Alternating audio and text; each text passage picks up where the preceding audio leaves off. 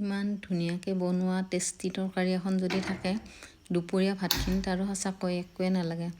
আজি দুপৰীয়া মই ভাত সাজৰ কাৰণে কি বনাইছিলোঁ আহকচোন আপোনালোককো এবাৰ দেখাই দিওঁ। এইফালে মই গছৰ পৰা কেইটামান বেঙেনা ছিঙি আনিলোঁ আৰু এই বেঙেনাখিনি কাটি আছোঁ আৰু দুটা আলু বাকলি গুচাই লৈছোঁ।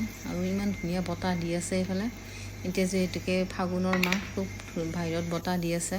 পাচলিখিনি খুব ধুনীয়া কৰি কাটি ল'লোঁ। এইফালে বেঙেনা কেইটামান কাটি লৈছোঁ আৰু আলু দুটা কাটি লৈছোঁ। এইফালে এটা পিঁয়াজ আৰু একলা তেজপাত, কেইটামান কেঁচা জলকীয়া আৰু এটা বিলাহী কাটি লৈছোঁ।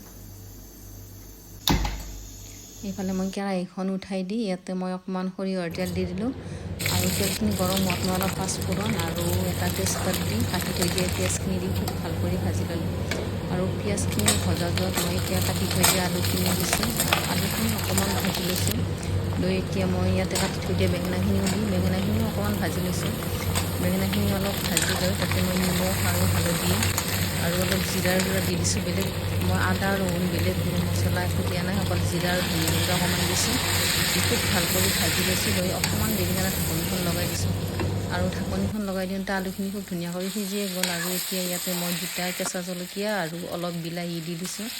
বিলাহী এটা দিলে খাবলৈ খুব ভাল হয়, তৰকাৰীখন খুব টেষ্টি হয়।